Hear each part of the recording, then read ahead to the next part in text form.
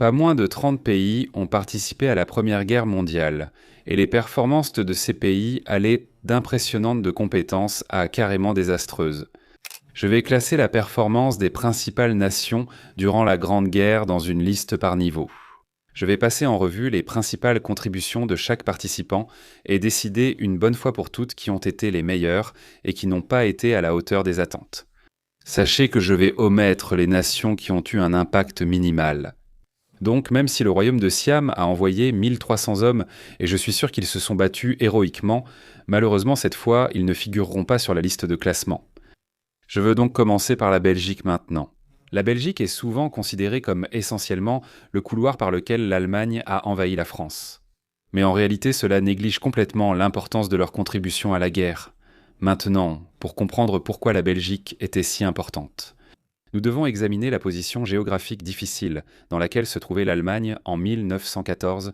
Elle faisait face à la perspective d'une guerre sur deux fronts contre la France et la Russie, ce qui serait très difficile à gagner pour elle. Pour éviter cela, ils ont élaboré le célèbre plan Schlieffen. L'idée était d'envahir la France très rapidement et de la sortir de la guerre avant que la Russie n'ait le temps de se mobiliser. Comme vous pouvez le voir, la clé de tout le plan était la rapidité. Cependant, pour que les Allemands puissent vaincre la France aussi rapidement, ils devaient contourner la frontière fortement fortifiée. Et donc les Allemands voulaient passer par la Belgique, car la Belgique avait un terrain ouvert et les Allemands pouvaient utiliser leur réseau ferroviaire. Au final, les Allemands ont envoyé un ultimatum aux Belges, leur demandant essentiellement d'accorder aux Allemands le libre passage vers la France. Et s'ils acceptaient, l'Allemagne partirait dès que possible et paierait pour tous les dégâts. Si la Belgique refusait, alors l'Allemagne déclarerait la guerre. Maintenant, malgré la menace d'un pays beaucoup plus grand et plus puissant, la Belgique a répondu non, et cela malgré le fait qu'il n'était vraiment pas en position de le faire. La Belgique avait une population bien plus faible que l'Allemagne et n'était pas militariste. En fait, c'était même inscrit dans le traité qui reconnaissait l'indépendance de la Belgique. L'article 7 exigeait que la Belgique reste toujours neutre en cas de guerre, servant en quelque sorte de tampon entre les grandes puissances. Bref, pour faire court, comme la Belgique n'avait aucune raison de s'impliquer dans une guerre, même pour un pays de sa taille, son armée était trop faible. Leur armée de campagne était très petite. Seulement environ 120 000 hommes, dont un peu plus de 10% étaient réellement des soldats professionnels. Ils avaient un budget militaire relativement faible et presque aucun véhicule motorisé.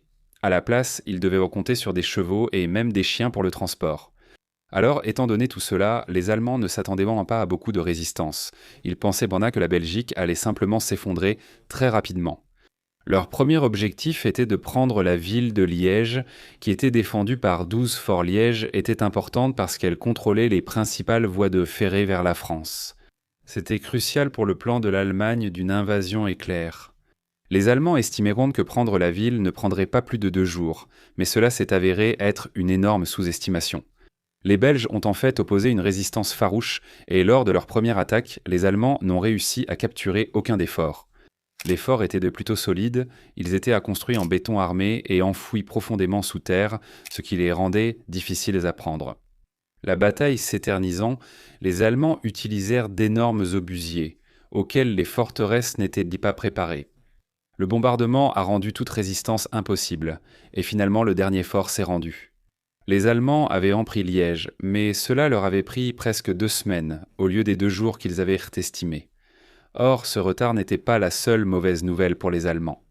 Ils voulaient prendre Liège principalement pour son réseau ferroviaire, mais les Allemands n'ont finalement pas pu y accéder. C'était parce que les Belges avaient saboté leur propre chemin de fer et pont dès le début de l'invasion. Cela a causé de gros problèmes aux Allemands qui ont perdu un temps précieux à réparer les infrastructures pour se déplacer. Début septembre, soit 1 mois après le début de l'invasion, seulement environ 480 km sur les 4000 km du réseau étaient fonctionnels. Les troupes et chevaux allemands devaient s'épuiser à transporter les provisions sur de longues distances. Au final, l'ensemble du processus de traversée de la Belgique a pris près de 3 semaines aux Allemands.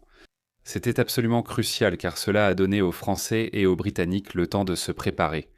L'invasion allemande de la France a bien commencé au début, mais ensuite les Français et les Britanniques ont réussi à les arrêter, lors de la bataille de la Marne, mettant fin aux espoirs des Allemands d'une victoire rapide. L'échec du plan allemand était en partie dû à la résistance farouche des Belges. À l'approche de Paris, les Allemands étaient épuisés et leur logistique effondrée. L'un des meilleurs exemples de l'héroïsme de la Belgique est qu'ils ont en fait inondé leur propre pays pour tenir les Allemands à distance. Ce qui s'est passé, c'est qu'en octobre 1914, la Belgique avait perdu environ 90% de son territoire, et il semblait qu'elle allait être complètement envahie. Pour empêcher cela, le roi a ordonné l'ouverture des vannes du fleuve Yassur.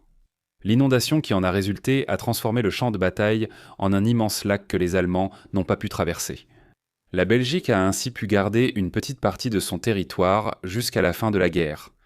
C'était en fait crucial car cela a empêché les Alliés d'être débordés lors de la fameuse course à la mer. Donc, dans l'ensemble, je pense qu'en tenant compte de leur taille, la résistance que les Belges ont pu opposer était incroyable. Ils se sont battus avec acharnement contre des obstacles impossibles, donc je les place au niveau B. D'accord, alors maintenant, regardons la France. Même si l'armée française a eu mauvaise réputation pendant la Seconde Guerre mondiale, elle a joué un rôle majeur durant la Première Guerre mondiale. Pour les Alliés, leur première grande rencontre avec les Allemands fut la bataille des frontières, qui s'est effectivement avérée être un désastre. Les Français suivaient une doctrine d'offensive totale, qui reposait sur l'esprit et les charges à la baïonnette plutôt que sur la puissance de feu défensive. Bien sûr, ces tactiques étaient déjà dépassées lorsque la Première Guerre mondiale a éclaté. Cette stratégie désastreuse a conduit les Français à subir 300 000 pertes rien que dans le premier mois. Le moment où ils ont pu renverser la situation fut la bataille de la Marne, que j'ai mentionnée plus tôt. Cette bataille s'est déroulée très près de Paris, et donc si les Français l'avaient perdue, les Allemands auraient probablement pris Paris. La résistance française a vraiment été assez héroïque. Dans une histoire célèbre, ils ont utilisé 600 taxis pour transporter 6000 renforts vers le front. Même si l'impact sur la bataille fut mineur, cela devint un symbole célèbre de la détermination française. Pendant toute la guerre, les Français ont supporté le poids des combats sur le front occidental. Au cours des années centrales du conflit, ils ont subi des pertes énormes lors de certaines grandes batailles. Par exemple, à Verdun, qui fut la plus longue bataille de toute la guerre, elle a duré environ 10 mois et ce fut un véritable carnage. Les Français ont réussi à tenir Verdun, mais cela leur a coûté 400 000 pertes. Lors de la bataille de la Somme également, les Français ont perdu 200 000 hommes. Même dans les derniers mois du conflit, alors que des centaines de milliers de soldats américains et britanniques étaient en France, l'armée française restait responsable de plus de la moitié du front contre les Allemands. Globalement, je dirais que les Français ont payé un prix absolument énorme pour la victoire des Alliés. Je pense que cela était en partie dû au fait qu'ils défendaient leur propre pays. Au total, ils ont mobilisé environ 8,4 millions d'hommes dont 70% ont été victimes, et 1,3 million d'hommes ont été tués. Il va sans dire que les Français ont offert bien plus que de la simple main-d'œuvre, ils étaient aussi le cœur industriel de la cause alliée. À la fin de la guerre, l'industrie française avait produit plus d'avions que la Grande-Bretagne ou l'Allemagne. Les Français étaient aussi le principal fournisseur de chars et d'artillerie aux forces américaines sur le front. Une dernière contribution importante des Français fut qu'ils fournirent le cerveau stratégique derrière les victoires finales. Pendant des années, l'un des principaux problèmes des Alliés était que leur commandement était fragmenté. Il manquait de coordination. Chaque armée agissait essentiellement de son côté. Tout cela a changé avec la création du commandement suprême des Alliés. À sa tête se trouvait le maréchal français Ferdinand Foch. Et sous son commandement, les Alliés ont enfin commencé à agir comme une force coordonnée, ce qui a joué un rôle majeur dans la victoire finale des Alliés. Lors de l'offensive allemande de 1918, la soi-disant offensive du printemps, Foch a insisté pour une contre-attaque surprise lors de la seconde bataille de la Marne, qui s'est avérée un succès et a brisé les espoirs de l'Allemagne d'une percée finale. Ensuite, lorsque ce fut au tour des Alliés d'attaquer, il a coordonné les renforts britanniques et américains pour lancer l'offensive des 100 jours, la poussée finale pour mettre fin à la guerre. Bien sûr, il s'agissait d'un effort de coalition, et les autres nations étaient importantes, mais il est certain que le commandement français a joué un rôle énorme dans ce succès. En résumé, je dirais que les Français ont vraiment supporté la charge principale pour tenir la ligne face aux Allemands sur le front occidental. Puis, lorsque le moment est venu, ils ont coordonné l'offensive finale en Allemagne. Dans l'ensemble, je pense que je vais les placer dans la catégorie A, d'accord. Alors maintenant, regardons la Russie. Je pense que la première chose à dire sur la Russie, c'est que c'était la plus grande puissance de la guerre en termes de population et de superficie, et c'était la seule grande puissance qui n'a pas tenu jusqu'à la fin de la guerre. Sur le papier, au début de la guerre, ils étaient improbablement les plus redoutables de tous les participants. Cependant, ils ont rapidement montré que ces grands chiffres ne comptaient pas tant que ça. Leur première implication dans la guerre a en fait été l'invasion de la Prusse orientale en 1914, et leur espoir était de pouvoir capturer Berlin, la capitale allemande, pendant que les Allemands étaient occupés à envahir la France à l'ouest. Cependant, malgré leur supériorité numérique sur les Allemands, environ 3 contre 1, l'offensive fut une véritable catastrophe. Les forces allemandes, pourtant moins nombreuses, les ont totalement anéanties, les forçant à battre en retraite par la frontière. Au total, cette campagne a coûté aux Russes environ 240 000 hommes contre seulement 40 000 pour les Allemands. En fait, la défaite était tellement humiliante qu'un commandant russe s'est suicidé, préférant cela à vivre avec la honte. Il faut dire que, même si cette offensive a été un désastre complet pour la Russie, elle a tout de même permis d'obtenir quelque chose pour les Alliés, à savoir soulager la pression sur la France. En fait, les Allemands ont été obligés de retirer environ 81 000 hommes du front occidental pendant les jours les plus cruciaux de la campagne de la Marne. Et cela a en fait été important pour empêcher l'Allemagne de prendre Paris. Cette fonction de la Russie, qui consistait essentiellement à forcer les Allemands à retirer des ressources de l'Ouest, a en réalité été répétée plusieurs fois au cours de la guerre. Un autre bon exemple est l'offensive Broussilov de 1916 que beaucoup considèrent comme l'opération alliée la plus réussie de toute la guerre. La Russie a lancé une énorme offensive contre l'Autriche-Hongrie qui les a en réalité amenés très près de l'effondrement. Maintenant, pour empêcher l'effondrement de l'Autriche-Hongrie, les Allemands ont été forcés de déplacer un grand nombre de troupes du front occidental. Cela a effectivement permis d'empêcher l'effondrement des Austro-Hongrois, mais cela signifiait que les Allemands devaient suspendre leur offensive à Verdun. Je crois que la plus grande contribution de la Russie à l'effort de guerre a été de mettre une telle pression sur l'Autriche-Hongrie. Pendant l'offensive Broussilov que je viens de mentionner, les Austro-Hongrois ont en fait subi près de 700 000 pertes, même s'ils ont continué à se battre. À partir de ce moment-là, ils étaient essentiellement complètement subordonnés à l'Allemagne. Maintenant, bien que l'offensive Broussilov ait provoqué une énorme crise pour l'Allemagne et l'Autriche-Hongrie, elle a aussi été incroyablement éprouvante pour la Russie elle-même, et en réalité, elle a poussé les Russes au bord du gouffre.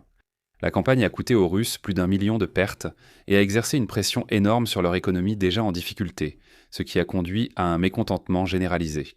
À ce moment-là, la population avait faim et était furieuse contre le gouvernement qu'elle considérait à la fois comme incompétent et déconnecté de la réalité.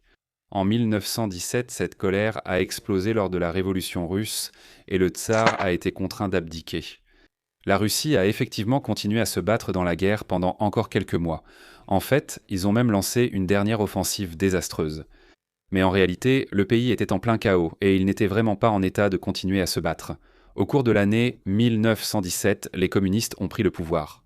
Quelques mois plus tard, les bolcheviks ont retiré la Russie de la guerre. Cela a permis aux Allemands de transférer plus de 40 divisions sur le front occidental, ce qui leur a permis de lancer l'offensive du printemps en 1918. J'en parlerai plus en détail plus tard.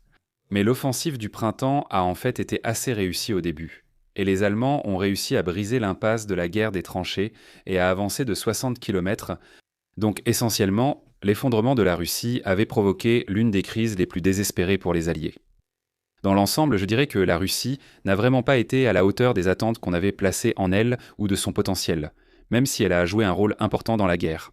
Je pense vraiment qu'avec un meilleur leadership et un meilleur équipement, ça aurait pu faire beaucoup mieux.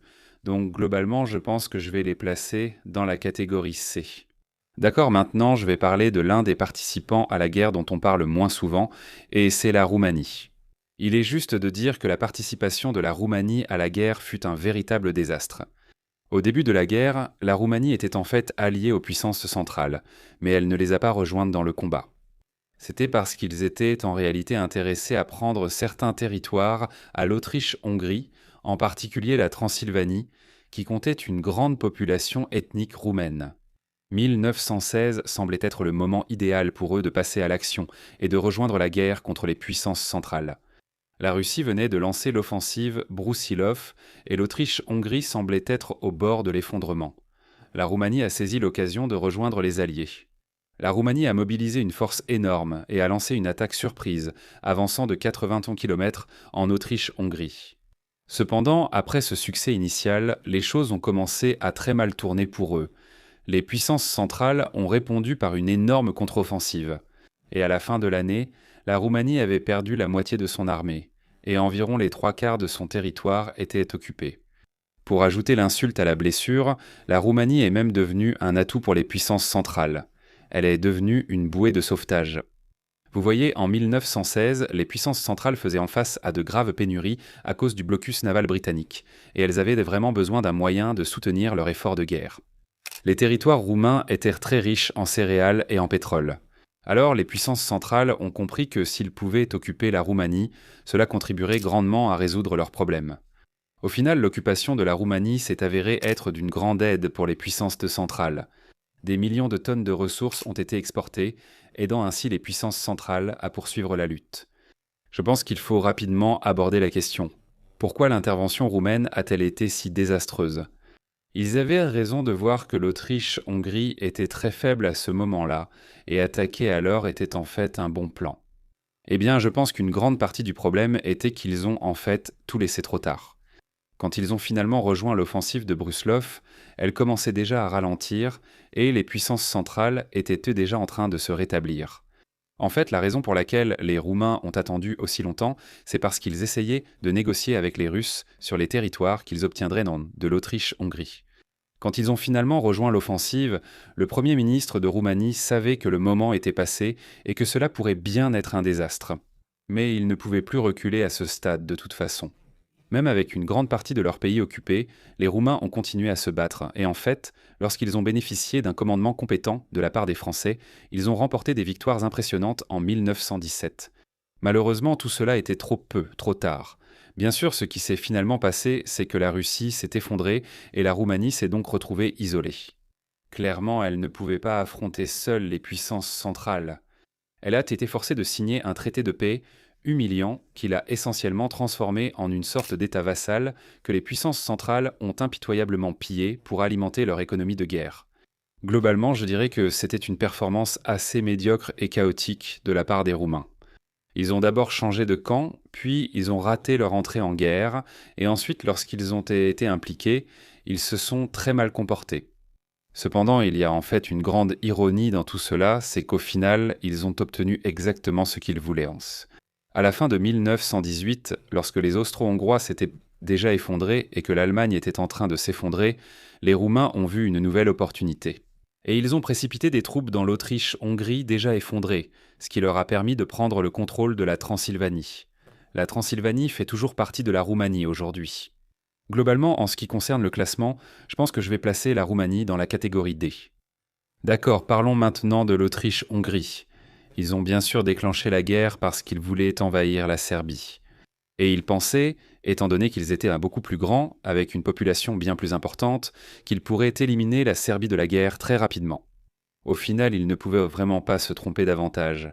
Les Austro-Hongrois ont lancé 3 tentatives distinctes pour envahir la Serbie et ils ont été repoussés à chaque fois.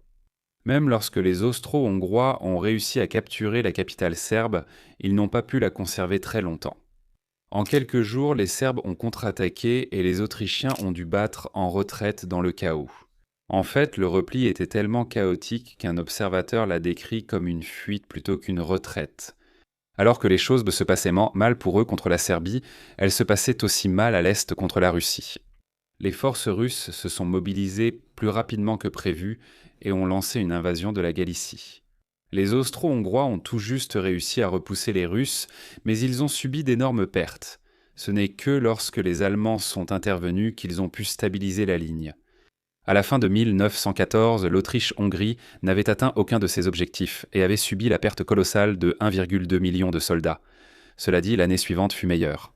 En 1915, l'Autriche-Hongrie a lancé une offensive avec les Allemands et ils ont réussi à percer les lignes russes, forçant ces derniers à se replier loin à l'intérieur de leur territoire. De plus, encore une fois, avec l'aide des Allemands, ils ont finalement réussi à occuper la Serbie.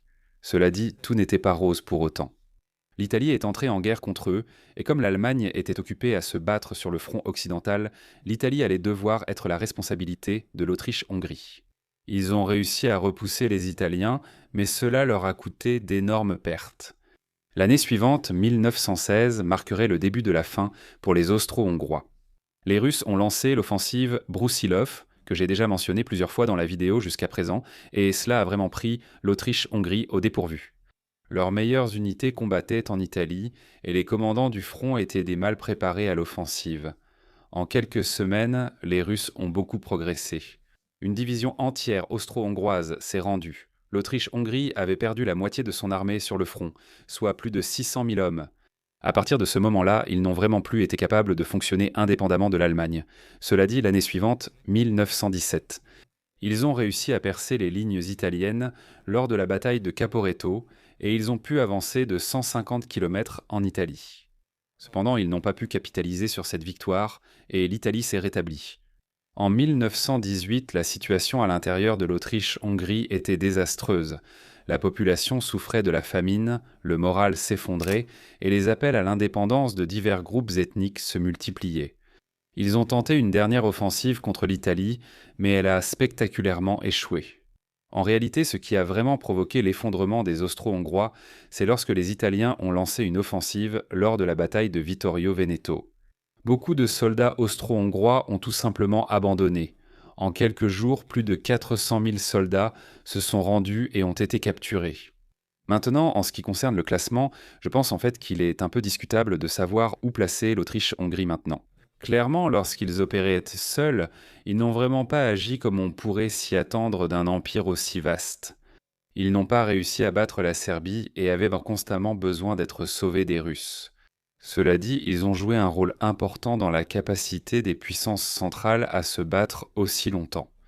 Bien qu'ils aient connu quelques grands échecs, ils ont tout de même réussi à tenir 3 fronts pendant des années, ce qui, je pense que nous pouvons en convenir, n'était vraiment pas une tâche facile.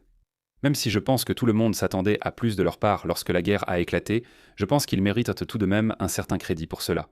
Donc, je vais les placer dans la catégorie C. D'accord, parlons maintenant de l'Italie. Comme vous le savez sûrement, l'Italie n'a en fait pas rejoint la guerre en 1914. Finalement, elle a rejoint la guerre en 1915 du côté de la Grande-Bretagne, de la France et de la Russie.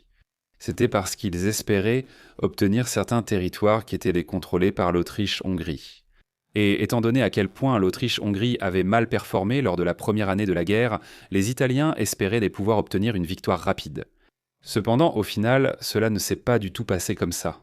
Au contraire, les Italiens se sont retrouvés piégés dans un cauchemar épuisant. Le front italien s'est déroulé sur certains des terrains les plus hostiles de toute l'Europe, avec des falaises abruptes et des montagnes glaciales, ce qui rendait les combats et la logistique extrêmement difficiles.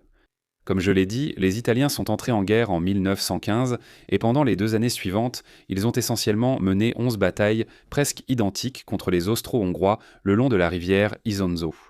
Le chef d'état-major italien, Luigi Cadorna, a lancé vague après vague d'assauts frontaux presque suicidaires contre les positions fortifiées austro-hongroises. Même lorsqu'il continuait d'échouer, il n'a pas changé de stratégie. Au lieu de cela, il a accusé ses soldats de lâcheté et en a fait exécuter un grand nombre. Le résultat de tout cela fut très peu de territoires gagnés, au prix d'environ 640 000 pertes italiennes. Lorsque l'impasse a finalement été brisée, ce sont en réalité les puissances centrales qui l'ont fait. Lors de la bataille de Caporetto en 1917, les forces allemandes et austro-hongroises ont utilisé des tactiques d'infiltration et ont réussi à percer les lignes italiennes, les forçant à battre en retraite sur plus de 150 km. Dans le chaos total, les Italiens ont perdu une énorme quantité d'artillerie et de ravitaillement, et environ 280 000 soldats ont été capturés. C'était en fait un tel désastre qu'encore aujourd'hui, le mot Caperto est toujours utilisé pour désigner une catastrophe totale. Cependant, une bonne chose est sortie de Caporetto, et c'est que cela a forcé un changement de commandement.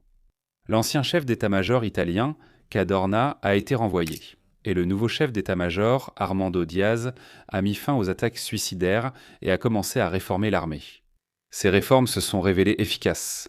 Et en 1918, l'armée italienne a réussi à repousser une énorme offensive austro-hongroise, puis elle a lancé sa propre offensive. Lors de la bataille de Vittorio Veneto, les forces italiennes remportèrent une immense victoire, capturant environ 400 000 hommes et brisant l'armée austro-hongroise. Cela a pratiquement conduit à l'effondrement de l'Autriche-Hongrie et à la fin du front italien, avec l'Italie comme vainqueur. Alors, comment classer l'Italie ? Eh bien, l'Italie a apporté 2 contributions majeures à la guerre. La première était qu'elle a ouvert un nouveau front, ce qui a dispersé les forces austro-hongroises. Ensuite, ils ont porté le coup final à l'Empire austro-hongrois pendant la bataille de Vittoria Veneto. Cependant, je pense que cela fait paraître leur réalisation plus impressionnante qu'en réalité. En fait, certains historiens ne considèrent même pas vraiment la bataille de Vittoria Veneto comme une véritable bataille, en raison du terrible état dans lequel se trouvait l'armée austro-hongroise. À ce moment-là, ils étaient déjà en train de s'effondrer, avec de nombreuses unités abandonnant le front. De plus, bien qu'il soit vrai qu'ils aient capturé près d'un demi-million d'hommes lors de cette bataille, il faut prendre en compte que la plupart de ces hommes ont en réalité été capturés. En raison d'une erreur de communication des Austro-Hongrois, ils n'ont pas communiqué la bonne date de l'armistice et ont ordonné à leurs hommes de cesser le combat 24 heures avant que l'armistice ne prenne réellement effet. Les Italiens ont profité de cette situation et ont capturé autant de soldats austro-hongrois qu'ils le pouvaient afin d'avoir plus de poids lors des négociations de paix. Globalement, je ne trouve pas l'Italie très impressionnante pendant la guerre, surtout à cause du mauvais commandement de leur chef d'état-major, Cadorna. Leur seule victoire majeure a été remportée contre une armée qui était déjà en train de s'effondrer. Jusqu'à ce moment-là, ils avaient en subi environ 2 millions de pertes et n'avaient pratiquement rien accompli. Dans l'ensemble, je pense que je vais les placer dans la catégorie D. D'accord, passons maintenant à un autre des participants dont on parle moins dans la guerre, et il s'agit de la Bulgarie. Donc, comme l'Italie, la Bulgarie n'a pas réellement rejoint la guerre en 1914, mais en 1915, mais elle a rejoint le camp des puissances centrales. Ils ont en fait rejoint une invasion en cours de la Serbie, et avec les Austro-Hongrois, ils ont pu complètement submerger les Serbes, avec la Bulgarie. Pendant la guerre, la Serbie est tombée en seulement 6 semaines, et tout le pays a été occupé dans les mois qui ont suivi. C'était en fait très important parce que cela a donné aux puissances centrales une continuité territoriale. Cela a créé un corridor pour transférer des armes et des ressources entre les différents pays. Cela a permis de façon cruciale à l'Empire ottoman de recevoir plus d'aide, et cela a été très important pour soutenir leur effort de guerre. En fait, c'est justement parce que les Ottomans ont pu recevoir de l'artillerie lourde par train. C'est pour cette raison que les Alliés ont compris que la campagne de Gallipoli était une cause perdue, et ils l'ont donc abandonnée à ce moment-là. La Bulgarie a également joué un rôle important dans la guerre en 1916. Si tu te souviens, c'est cette année-là que la Roumanie a rejoint la guerre du côté des Alliés, et ils ont attaqué. L'Autriche-Hongrie et la Bulgarie ont joué un rôle important dans la contre-offensive austro-hongroise, prenant les forces roumaines en tenaille.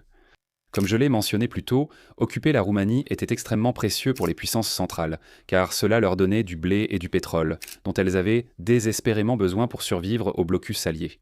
La Bulgarie a également joué un rôle très important dans les combats au sud. En fait, pendant 3 ans, la Bulgarie a été la principale force responsable de la tenue du front macédonien. Ils ont en fait affronté une large coalition multinationale comprenant des forces de Grande-Bretagne, France, Grèce, Serbie, Italie et même Russie. Les Alliés ont tenté plusieurs fois de percer ici, mais les forces bulgares les ont repoussés. En fait, à la fin de 1917, les Alliés avaient près de 600 000 hommes là-bas. Et ils étaient effectivement coincés, incapables d'être envoyés vers des théâtres de guerre plus prometteurs. Maintenant, cela dit, le succès de la Bulgarie n'a pas duré éternellement, et lorsque leur effondrement est survenu, il a en fait été assez brutal.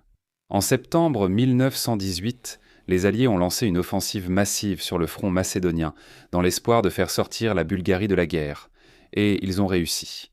Après un lourd bombardement, les Alliés ont exploité une brèche dans la ligne bulgare, ce qui les a forcés à battre en retraite dans la confusion, et de nombreux hommes ont déserté. L'armée s'est effondrée en seulement 4 jours, et la Bulgarie a signé un armistice.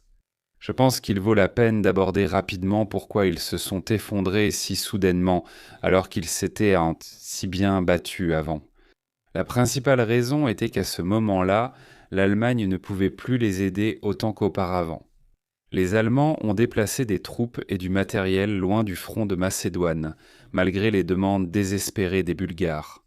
Lorsque les Bulgares ont vu cette aide disparaître, alors même que les forces alliées se renforçaient, cela leur a donné l'impression que leur front était abandonné. Cela, combiné à une grave pénurie de nourriture et de vêtements, permet de comprendre facilement pourquoi les soldats bulgares se sont révoltés et pourquoi l'armée s'est effondrée. Cependant, je pense que l'on peut voir à quel point la Bulgarie était importante pour les puissances centrales à travers ce qui s'est passé après leur effondrement. Leur reddition a effectivement déclenché un effet domino, qui a entraîné la chute des autres pays des puissances centrales. En fait, la Bulgarie était en quelque sorte la colle qui maintenait l'ensemble. En fait, un historien, Richard C. Hall, a même avancé cet argument. Si la Bulgarie n'avait pas tenu le front de Macédoine aussi longtemps, il se pourrait bien que les puissances centrales se soient effondrées dès 1916. Quoi qu'il en soit, pour en venir au classement, je pense que la Bulgarie s'en est très bien sortie. Je pense qu'ils ont largement dépassé les attentes, donc je vais les mettre dans la catégorie A.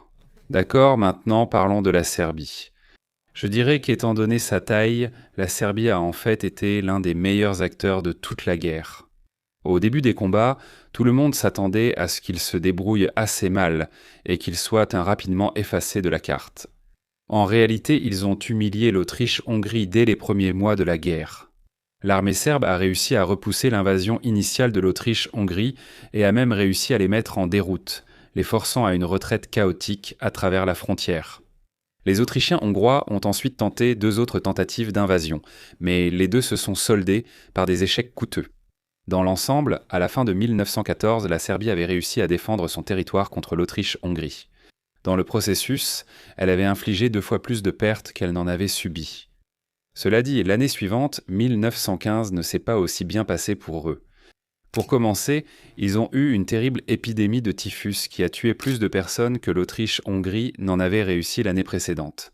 Pire encore, les puissances centrales ont lancé une nouvelle tentative d'invasion, mais cette fois-ci, elle était dirigée par les Allemands. L'armée serbe épuisée a bien essayé de résister, mais lorsque la Bulgarie est entrée en guerre et a rejoint l'invasion, les Serbes se sont retrouvés débordés et ils ont été vaincus. Au final, tout le pays a été envahi. Cela dit, les Serbes ne se sont pas arrêtés là.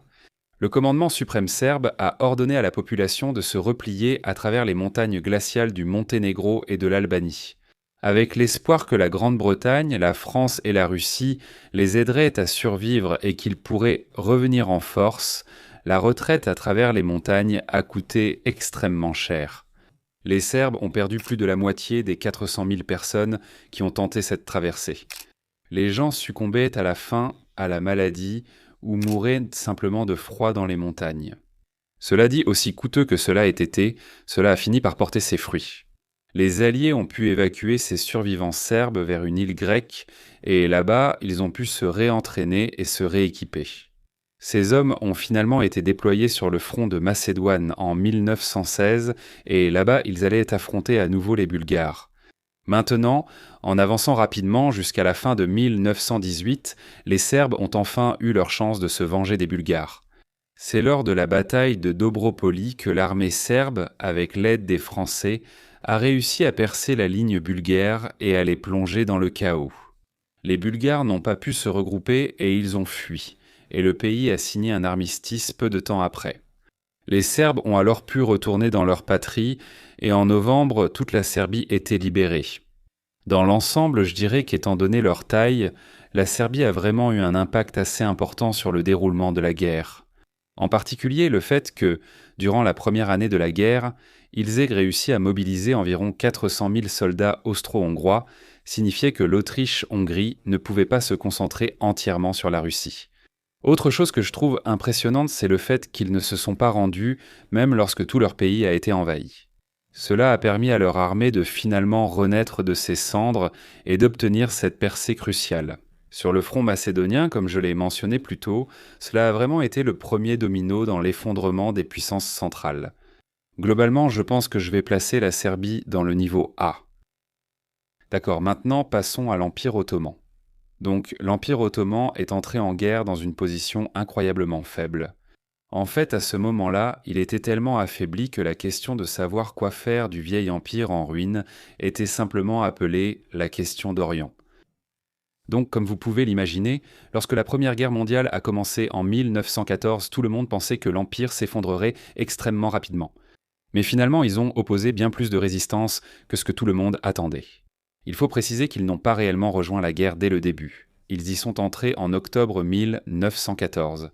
Le début de la guerre ne s'est pas bien passé pour eux. Ils combattaient la Russie dans le Caucase, et ils ont tenté une manœuvre d'encerclement très ambitieuse des forces russes à Sarikamish. Cependant, les Russes ont pu réagir rapidement et écraser les forces ottomanes. Les Ottomans ont subi d'énormes pertes, en partie à cause des conditions météorologiques difficiles. Ils ont perdu environ 70% de leurs hommes, avec des dizaines de milliers de soldats ottomans morts de froid, pendant que tout cela se passait, au sud, en Égypte. Les Ottomans ont tenté de s'emparer du canal de Suez aux dépens des Britanniques, mais cela s'est également terminé en désastre, en partie à cause de problèmes logistiques. Les défenses britanniques dans des conditions météorologiques très difficiles. Maintenant, avec les Ottomans semblant se débrouiller extrêmement mal, les Alliés ont décidé qu'ils étaient peut-être sur le point de s'effondrer, alors ils ont élaboré un plan qu'ils espéraient non capable de faire sortir les Ottomans de la guerre rapidement. La célèbre, ou peut-être tristement célèbre, campagne de Gallipoli qui s'est avérée être l'un des plus grands désastres pour les Alliés de toute la guerre. Pendant 8 mois, les Ottomans ont défendu farouchement Constantinople. Les Alliés ont engagé un demi-million d'hommes, mais n'ont pas réussi à percer les lignes ottomanes. Finalement, après 250 000 pertes et 100 victoires en vue, les Alliés ont abandonné l'invasion. Je dois préciser que les Ottomans ont subi autant de pertes que les envahisseurs, mais ils ont réussi à défendre leur capitale. Au cours des années suivantes, les Ottomans ont continué à se battre, et leur impact sur la guerre a été significatif. D'abord, ils ont réussi à étouffer l'économie de la Russie. Les Ottomans ont fermé les Dardanelles, rendant les importations en Russie bien plus difficiles. Les Dardanelles étaient alors pratiquement la seule voie maritime ouverte toute l'année vers la Russie, et en les fermant, les Ottomans ont isolé la Russie sur le plan économique. Cela, bien sûr, a entraîné des pénuries et de l'instabilité, et finalement cette crise a déclenché la révolution russe. Une autre contribution importante des Ottomans fut qu'ils ont immobilisé une énorme quantité de ressources alliées. La Grande-Bretagne a dû détourner de nombreuses troupes et fournitures, réduisant ainsi la pression sur les puissances centrales en Europe. En fait, le Premier ministre britannique, Lloyd George, a estimé plus tard que l'implication des Ottomans dans la guerre avait en réalité prolongé la guerre d'environ 2 ans. Maintenant, même si cela peut être une exagération, je pense que cela montre quand même qu'ils ont vraiment eu un impact assez important. Cela dit, après des années de guerre, les Alliés ont réussi à épuiser les Ottomans. Finalement, les Britanniques ont pu pénétrer profondément sur le territoire ottoman et les Ottomans n'ont pas pu les repousser.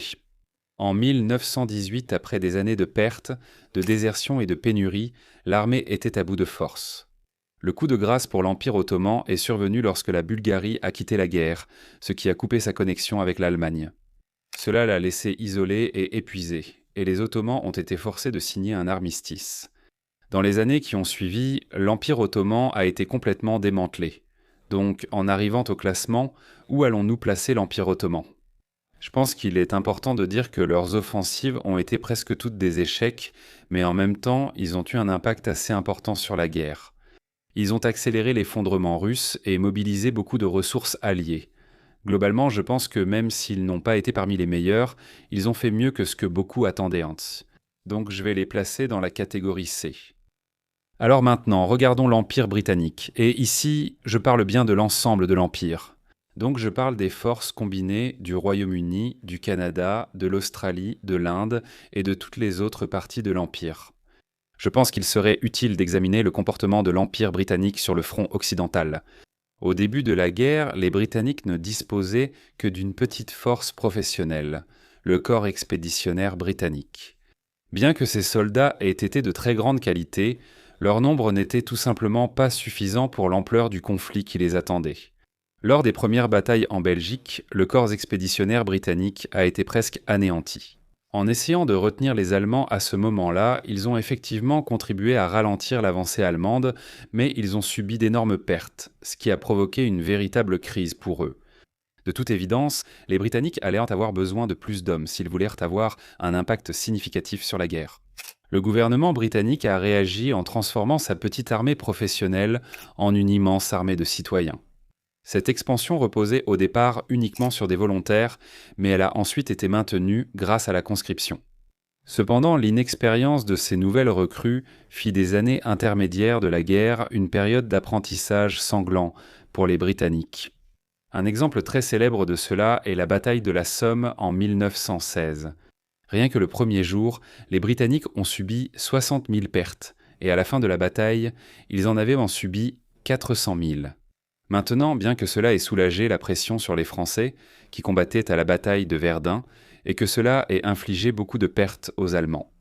Malgré tout, ce fut un coup dur pour l'armée britannique qui a toutefois su apprendre et s'adapter.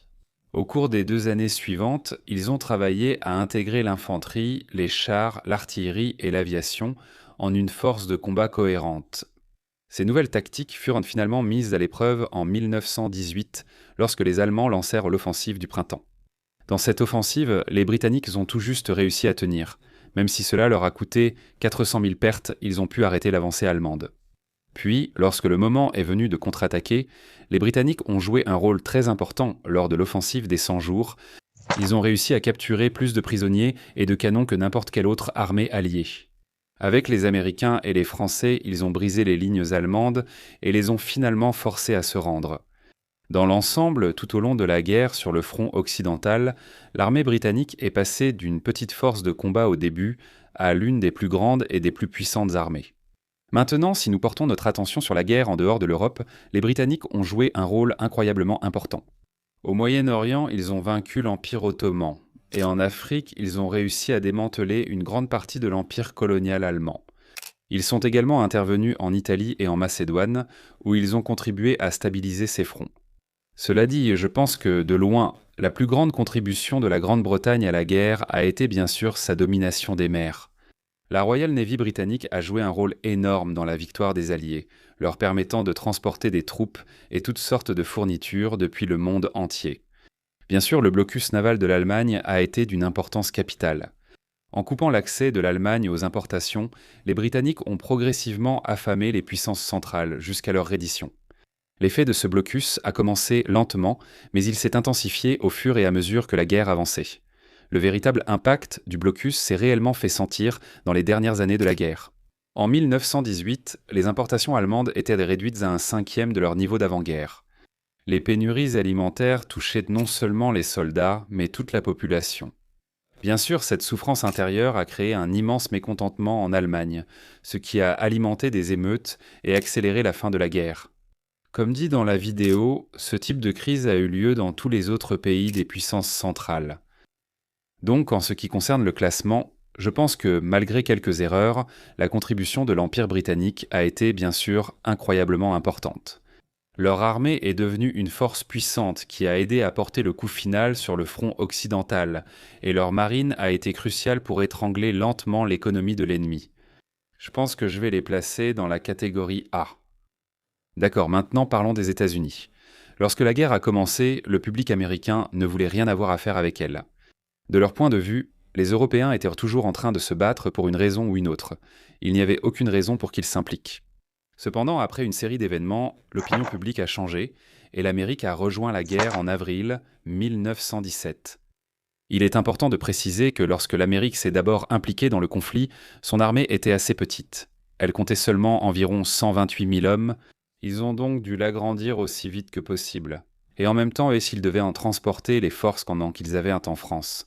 Comme la force américaine était assez petite, les Allemands n'ont pas pris la menace américaine très au sérieux au début. Ils estimaient que les États-Unis ne pourraient pas avoir une grande armée en Europe avant 1919. Au début, il semblait effectivement que les Américains n'allaient pas changer le cours de la guerre. En mars, au début de 1918, ils n'avaient qu'environ 150 000 soldats en France. Aussi, il faut souligner qu'à ce moment-là, les Américains n'étaient pas vraiment impliqués dans les combats. C'était parce que le commandant américain John J. Pershing tenait absolument à ce que les forces américaines restent indépendantes du commandement britannique et français. C'était parce qu'il savait que ces hommes étaient très inexpérimentés. Il y aurait donc eu la tentation pour les Britanniques et les Français de les utiliser essentiellement comme chair à canon et de préserver leurs soldats plus expérimentés. Tout cela signifie que, Même lorsqu'il y avait un nombre raisonnable de soldats américains en France, ils passaient compte quelques mois à s'entraîner et à acquérir de l'expérience dans la guerre des tranchées. Cependant, dans certaines parties plus calmes du front, les choses ont changé de façon spectaculaire au printemps 1918. En mars, la Russie s'est officiellement retirée de la guerre, ce qui a permis à un grand nombre de soldats allemands d'être transférés sur le front occidental, et a lancé l'offensive du printemps, la dernière tentative désespérée de l'Allemagne pour gagner la guerre. Celle-ci a d'abord réussi à percer les lignes alliées, ce qui a forcé les Américains à s'impliquer plus sérieusement dans les combats. Ils ont commencé à envoyer des troupes en Europe aussi vite qu'ils le pouvaient. Finalement, la situation en France était tellement critique que Pershing, le commandant américain, était prêt à placer toute sa force sous le commandement du commandant suprême allié, Ferdinand Foch. Les Alliés ont réussi à amener un grand nombre de soldats américains en France et en mai 1918, il y avait environ 600 000 soldats américains en Europe. En juillet, ce nombre avait doublé pour atteindre 1,2 million. Le flot ininterrompu de nouvelles troupes a brisé le moral des Allemands, et à l'été 1918, le haut commandement allemand était convaincu que la victoire n'était plus possible. En août, les Alliés ont lancé l'offensive des 100 jours, qui a repoussé les Allemands épuisés. Finalement, n'ayant plus d'option, les Allemands ont été contraints de demander un armistice en novembre. Au moment où la guerre s'est terminée, il y avait environ 2 millions de soldats américains en Europe. Donc, en ce qui concerne le classement, où devrions-nous placer l'Amérique ? Eh bien, comme vous pouvez le voir, l'Amérique a été essentielle pour mettre fin à la guerre, mais je pense qu'il faut préciser que leur impact s'est limité à la toute fin. C'est vraiment seulement pendant les 8 derniers mois de la guerre que l'Amérique a été réellement impliquée. Cela ne représente qu'environ 15% de la durée totale du conflit. Et donc je pense qu'il faut leur retirer quelques points pour cela. Cela dit, leur contribution économique et navale a vraiment changé la donne. Ils ont octroyé d'importants prêts aux Alliés et leur marine marchande a joué un rôle clé pour les aider à surmonter leur crise financière et de ressources. Sans l'aide américaine, la Grande-Bretagne et la France auraient probablement dû faire davantage de compromis pour mettre fin à la guerre. Globalement, je vais placer les Américains dans la catégorie B. D'accord, donc, dernier point, mais non des moindres, jetons un coup d'œil à l'Allemagne. En 1914, lorsque la guerre a commencé, les puissances centrales n'auraient vraiment pas dû avoir beaucoup de chance. Ils affrontaient les forces de la Grande-Bretagne, de la France et de la Russie. Ces pays possédaient 2 fois la population et 3 fois la production industrielle des puissances centrales. De plus, la Grande-Bretagne, la France et la Russie étaient vraiment bien placées géographiquement, encerclant les puissances centrales. Dans l'ensemble, je dirais qu'il semblait que cela aurait dû être une tâche assez simple pour les Alliés de gagner. Et pourtant, malgré cela, les puissances centrales n'ont pas seulement survécu pendant 4 ans, mais parfois elles semblaient non vraiment pouvoir gagner. Je pense que l'Allemagne devrait recevoir la majeure partie du mérite pour cela. Sur le front occidental, elle a affronté la France, la Grande-Bretagne et la Belgique, et finalement les États-Unis. Pendant ce temps, à l'Est, ils se sont très bien battus contre la Russie et devaient constamment venir en aide à l'Autriche-Hongrie. Même dans une guerre célèbre pour ses impasses, l'Allemagne est passée remarquablement près de percer à 2 reprises. En 1914, leur avancée initiale en France les a amenés à moins de 50 km de Paris. Peut-être encore plus impressionnant, c'est lorsqu'ils l'ont refait en 1918 lors de l'offensive du printemps. Après 3 ans et demi de guerre de tranchées, ce sont les Allemands qui ont finalement brisé l'impasse et qui y sont réellement parvenus. À portée de tirs d'artillerie de Paris, la ville a effectivement subi un bombardement intense et de longue portée, alors que les Alliés ont réussi à défendre Paris à chaque fois. Il faut reconnaître le mérite des Allemands pour s'être approchés autant. Aussi, je pense vraiment qu'il est important de se rappeler que l'Allemagne a bel et bien gagné la guerre à l'Est. Je crois que parce qu'ils ont finalement perdu la guerre, on a tendance à l'oublier. Il est facile d'oublier qu'ils ont vraiment gagné contre la Russie. Ils ont fait s'effondrer la Russie en la combattant et ont eu des performances remarquables. Je pense que la meilleure pourrait être la bataille de Tannenberg. Dès le début de la guerre, où les Allemands ont anéanti les Russes, infligeant environ 10 pertes pour chaque homme qu'ils ont perdu. Un autre bon exemple est l'offensive de Galicie-Tarnów, la plus grande victoire militaire de 1915. Là-bas, les puissances centrales ont forcé les Russes à une retraite chaotique, qui leur a coûté 1,4 million de pertes. L'une des principales raisons pour lesquelles les Allemands se sont si bien battus est que leur armée a beaucoup évolué pendant la guerre. Peut-être que l'exemple le plus célèbre des innovations allemandes fut le développement des tactiques d'infiltration menées par des soldats d'élite. Connues sous le nom de troupes d'assaut, les troupes d'assaut étaient des unités hautement mobiles équipées d'une variété d'armes, allant des couteaux aux mitrailleuses légères, voire même des lance-flammes. Contrairement à l'infanterie traditionnelle, ils étaient entraînés à s'infiltrer dans les lignes ennemies et à semer le chaos. Désormais, les tactiques d'infiltration étaient incroyablement efficaces. Par exemple, lors de la bataille de Caporetto contre les Italiens, ils ont joué un rôle majeur dans la façon dont cette victoire a été obtenue. Lors de la bataille de Cambrai, les Britanniques utilisèrent des chars pour tenter de percer les lignes allemandes.